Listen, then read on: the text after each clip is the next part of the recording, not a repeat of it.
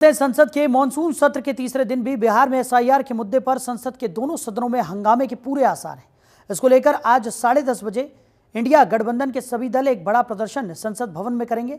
साथ ही जगदीप धनखड़ के इस्तीफे को लेकर प्रधानमंत्री ने जो एक्स हैंडल पर पोस्ट किया, उसके बाद कांग्रेस नेता कह रहे हैं कि इससे तस्वीर पूरी साफ हो गई है। इन सभी मुद्दों पर कांग्रेस के सांसद प्रमोद तिवारी ने जनतंत्र टीवी से खास बातचीत भी की। सुनिए।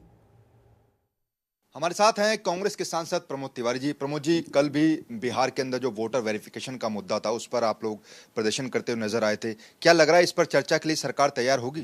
देखिए, ये एक साधारण घटना नहीं है।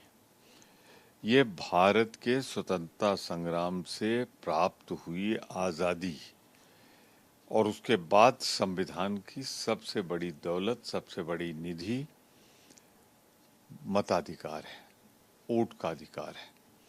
भारतीय जनता पार्टी सिलसिलेवार पहले हरियाणा में, फिर महाराष्ट्र में और अब बिहार में नोटबंदी की तरह वोटबंदी कर रही है।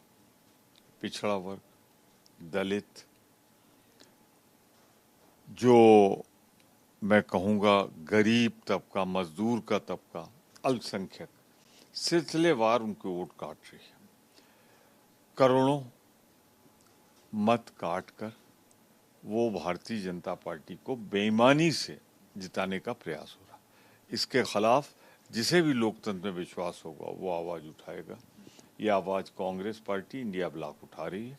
हम 10:30 बजे प्रदर्शन करेंगे काली पट्टी लगाकर और 11 बजे सदन में आग्रह करेंगे, अनुरोध करेंगे कि इस पर चर्चा हो, सुनवाई हो, बात कहने दी जाए।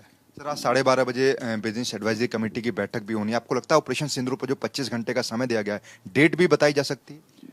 निश्चित रूप से बीएसई में क्या होगा ये अभी से कहना तो बहुत संभव नहीं है, परंतु बीएसई हटी इसलिए थी उस दिन कि सिंदूर पर चर्चा, प्रधानमंत्री उसमें उपस्थित रहें, ये हमारा अनुरोध, और कितने घंटे की होगी इस पर चर्चा होगी।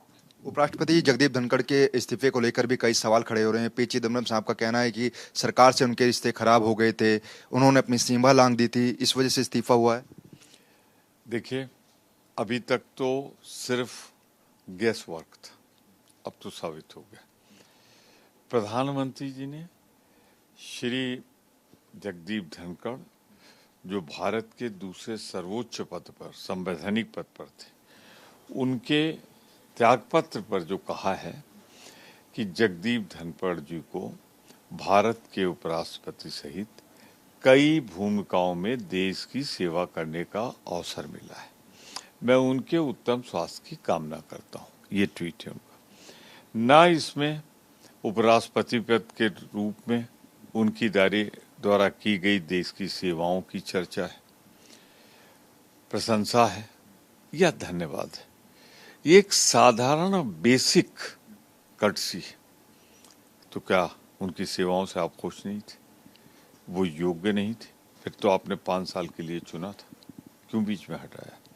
तो ये ट्वीट उनका, प्रधानमंत्री जी का, सारी कहानी बयान कर रहा है। शुक्रिया सर बातचीत के लिए। कैमरा पर्सन संतोष के साथ नमित त्यागी, जनतंत्र टीवी, दिल्ली।